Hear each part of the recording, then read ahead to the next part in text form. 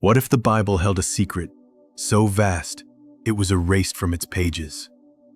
A story of a man who walked with beings from the stars, only to vanish into the heavens.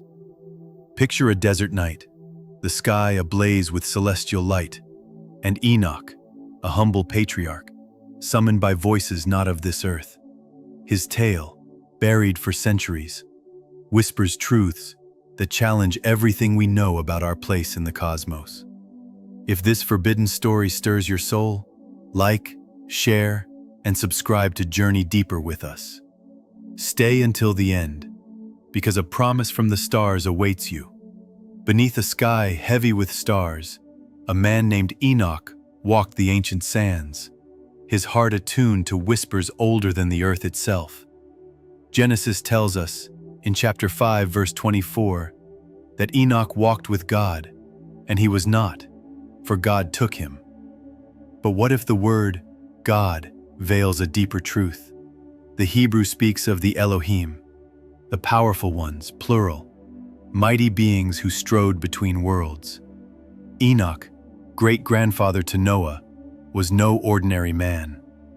The Book of Enoch, a text revered yet cast aside, unveils his story, a tale of cosmic journeys, forbidden knowledge, and a destiny that reshaped humanity's understanding of the heavens.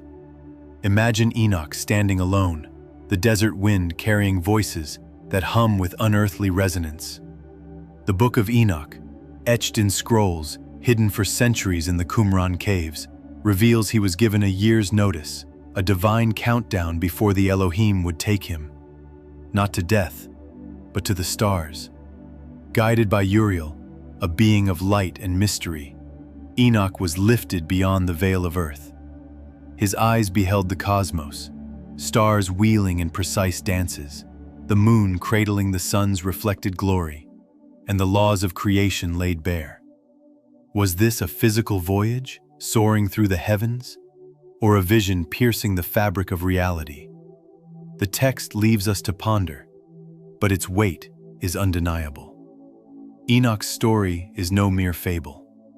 It echoes in the myths of the Dogon people of Mali, who spoke of star beings from Sirius sharing celestial secrets.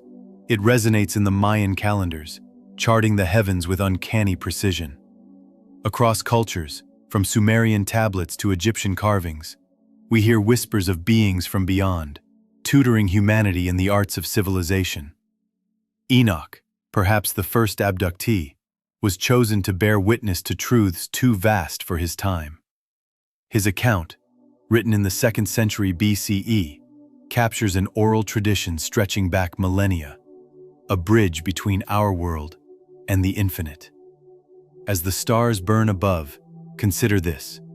What if Enoch's journey was not a myth, but a glimpse into humanity's forgotten past? If this stirs your curiosity, leave the word cosmos in the comments below. Let's step. Heavens held their breath as 200 beings, known as the Watchers, descended from their celestial stations. The Book of Enoch calls them the Bene Elohim, sons of the powerful ones, tasked with observing Earth from the stars. But observation turned to desire, and desire to rebellion. In a cosmic transgression, these Watchers, radiant and otherworldly, set foot on Earth's soil, their eyes fixed on human women. What followed was a union forbidden by the laws of creation, birthing a race of giants, the Nephilim, whose shadows loomed large over the ancient world. Picture the scene, a twilight valley, where mortal women, unaware of their cosmic fate, were taken by beings not of flesh, but of starlight. The Book of Watchers, the first section of Enoch's text, recounts this in vivid detail. They took wives, each choosing for himself, and taught them forbidden knowledge.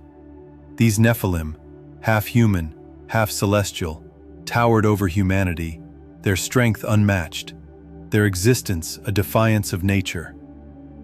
Genesis 6 whispers of them, saying, "The sons of God saw the daughters of men, that they were fair, and they took them as wives."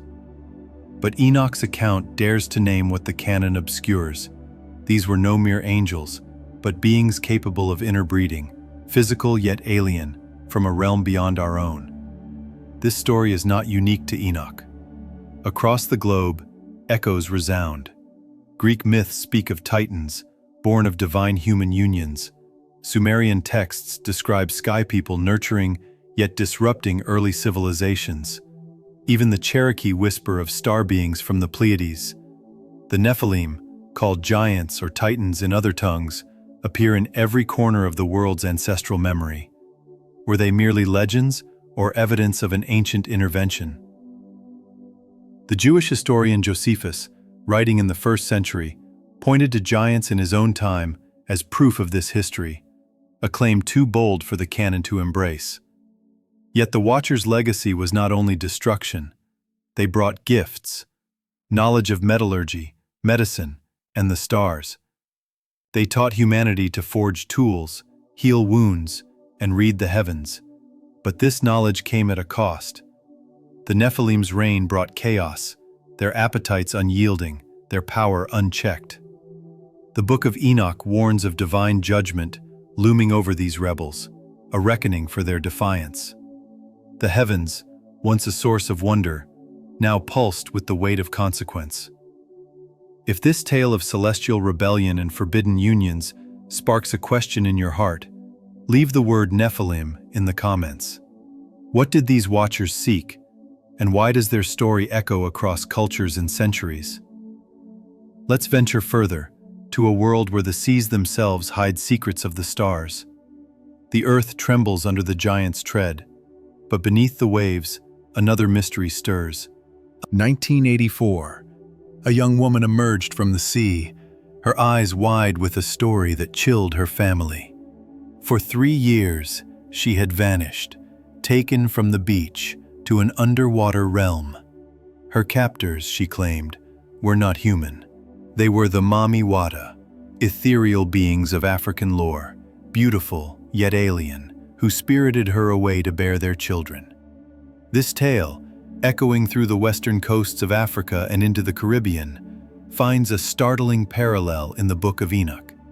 Could the Mami Wata be kin to the Watchers, their abductions a ripple of an ancient cosmic drama?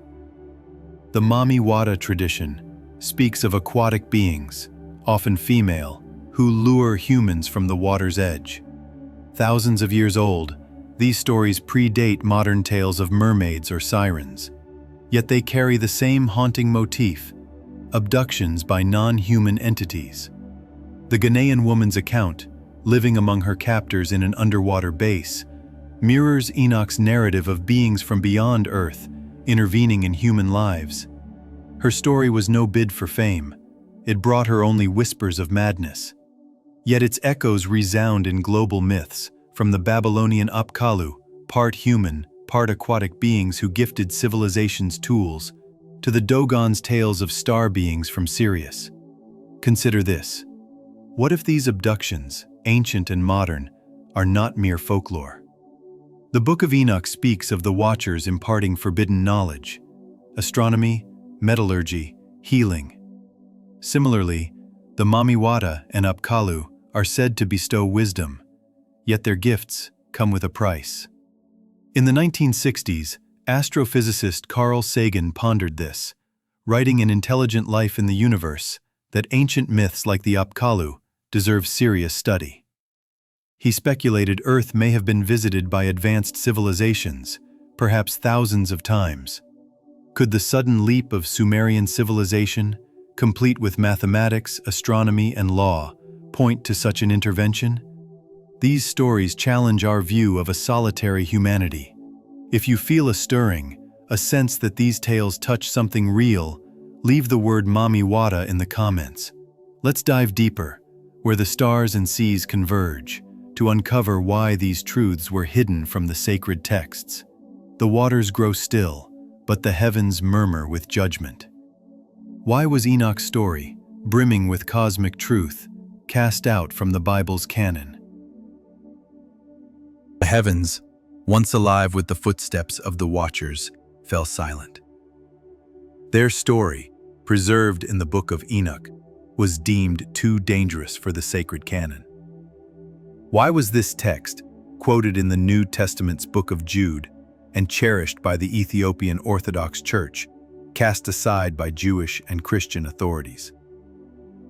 The answer lies in a clash of worldviews. In the 6th century BCE, as the Hebrew scriptures took shape, a monotheistic lens was forged, one that declared humanity alone in the universe, under a singular God. The Elohim, the powerful ones, were confined to the word God, stripping away their plurality, their otherness. Enoch's tale of star beings, cosmic journeys, and hybrid giants threatened this tidy narrative. It spoke of a universe teeming with life, of beings who walked among us, shaping our past with knowledge and rebellion. To admit this was to unravel the fabric of a solitary divine order.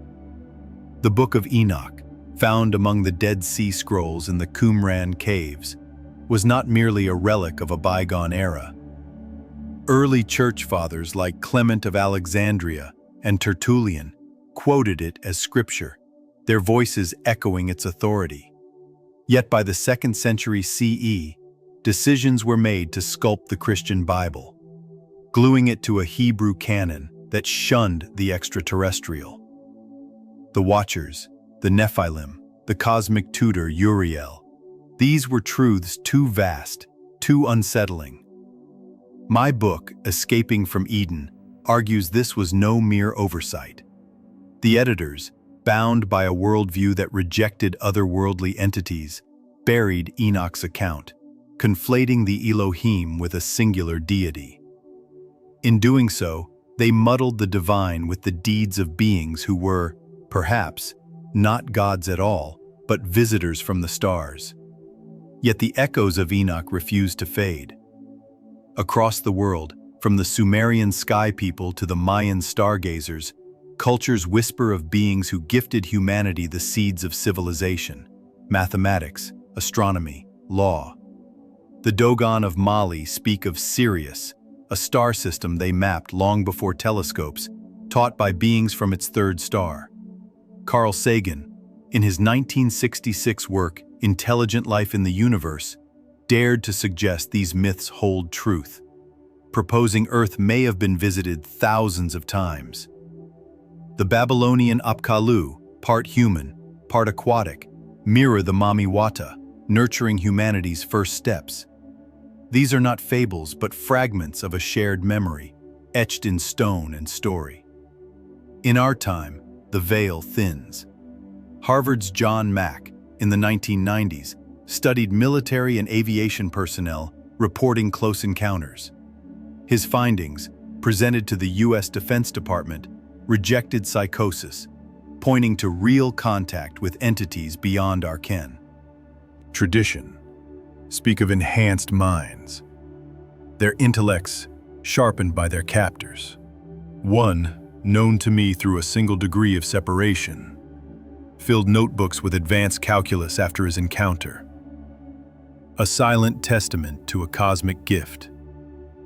If these stories resonate, if you sense a truth buried beneath centuries of silence, leave the word Elohim in the comments.